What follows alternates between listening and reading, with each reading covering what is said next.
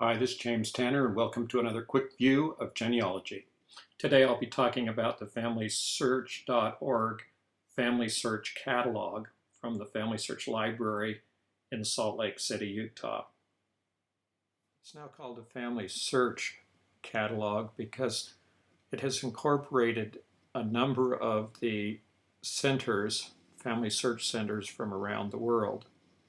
So first of all, you need to sign in to FamilySearch.org and then click on the search link at the top of the page. The catalog is a link just below the top menu bar, and it says catalog very appropriately. Clicking on the catalog gives you some search capabilities, indicates that this is a beta copy of a new catalog. So you can expect this catalog to change frequently, but if you need to use the previous version, there is a link to the previous version of the catalog. We'll go back to the new catalog here. You can search by last name, title, author, subject, and keyword. I prefer to search by place because it gives me the biggest choices of subjects for searching for relatives and ancestors. The one thing that is new about the search in the catalog is a link here to search additional family search centers. This list will probably continue to be added to from time to time as more centers have more digitized material. But for example, my own Family Search Center, Family Search Library in Mesa, Arizona, if you did a search just for the items in that library and leave the rest of the options blank, you'll get a list of all of the items in the entire Family Search Center, and you'll see that there are over 100,000 items. This includes microfilms, books, microfiche, and other manuscripts and other items that are cataloged at the Mesa Family Search Library in Mesa, Arizona. So basically you can search any of the catalogs of any of the family search centers now that are listed here through this central search catalog in Family Search. So let's say I was doing a search for a specific book, and I'm going to put a title in here. The title of this book, this is a book that just recently was digitized and put online.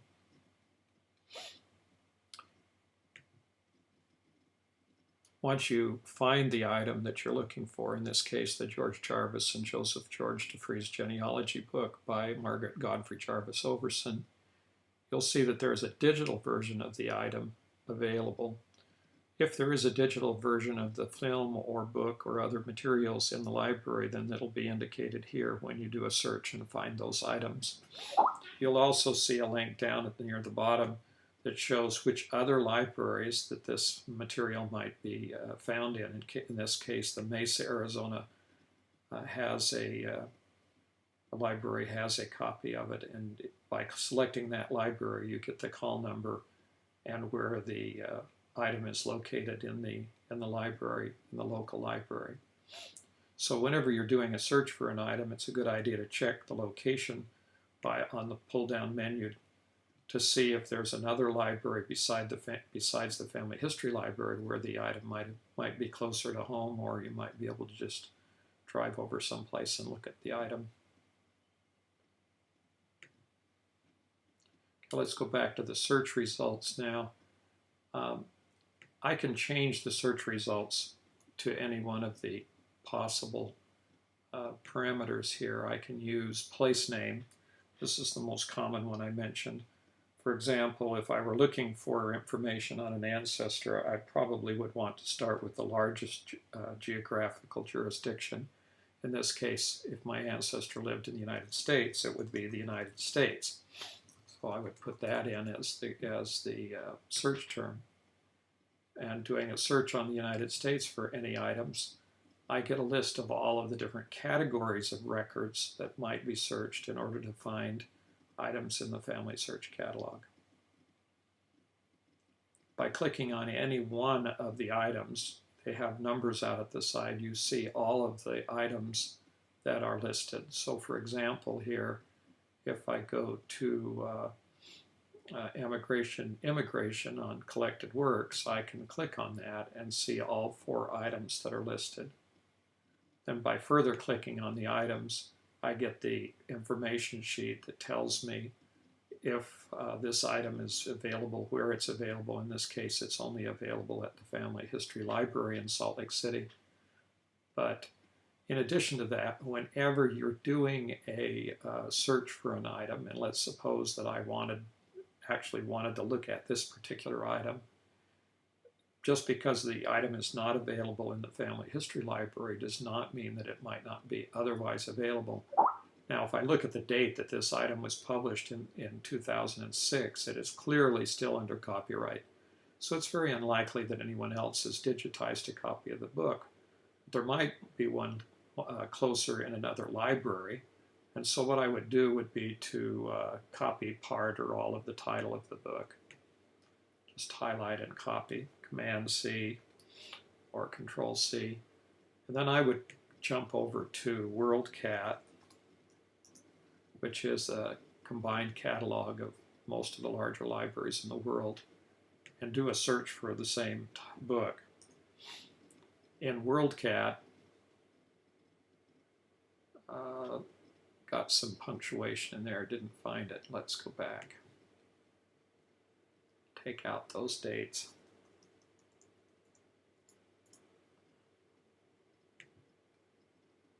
Okay.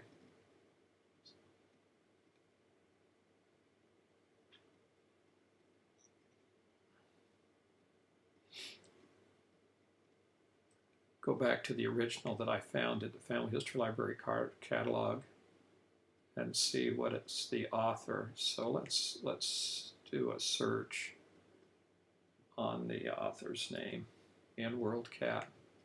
Too many American West things out there.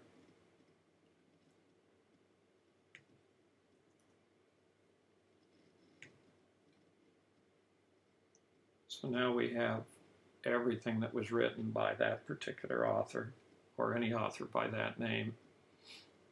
Looks like there's still about 100 items. So let's put in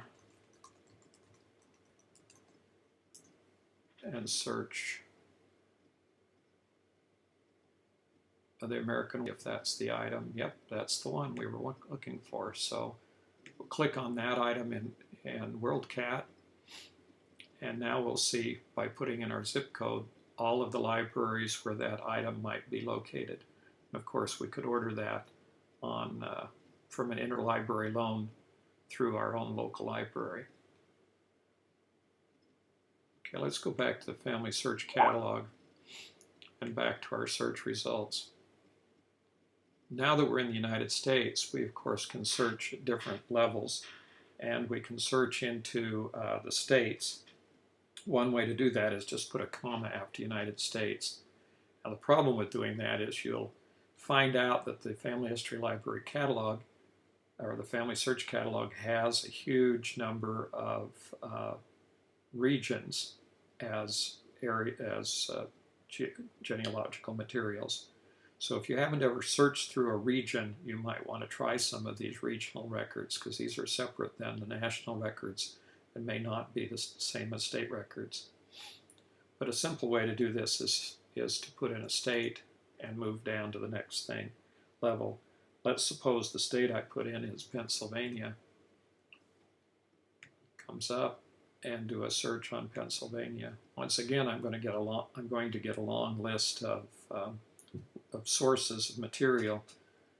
Bear in mind that anytime there's a number, there's that many records. So for example, here in Pennsylvania, there are 103 land and property records in the FamilySearch library. So you have a lot of places to look. And what you focus on is the time period. So the area and the time period. So if you have a time period specified, or if you look at the record and they find out that it's during that time period and that's when your ancestor lived in the state, then that's one of the records that you would want to search.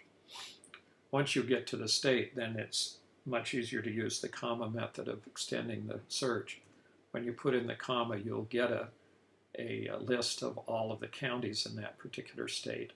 Clicking on any one of the counties will then bring up, and clicking the search button will bring up all of the records for that county. So for example, these are records for Pennsylvania Bucks County, and they are in addition to and not duplicative of the records that were found for the state. Carry that on down by putting in another comma, and you get all of the towns in that county for which there are records.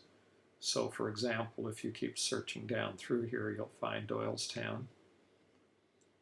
And when you do the search on Doylestown, you'll get the records that are found in the FamilySearch Catalog in the library for Pennsylvania Bucks and for those that are specifically to Doylestown. So for example, here there are 8 different church records for the town of Doylestown in Bucks County, Pennsylvania. So I think if you use this process of searching down through the records, you'll see that there are a tremendous number of records available for most of the jurisdictions, especially in the United States, but in many, many foreign countries. Now let's suppose I wanted to look at this set of records, and this one happens to be a film, and it tells me that the film is available in the Family History Library. I can order that film by clicking on the film number, and it will bring up a screen that will give me the option of renting the film and having it sent to one of my local family history center, the one that's closest to me. And if you want to go to find the family history centers, then go up here to Get Help and click on the Get Help and click on the in-person help, and that will give you the name of a nearby family history center or let you search for a center near your location.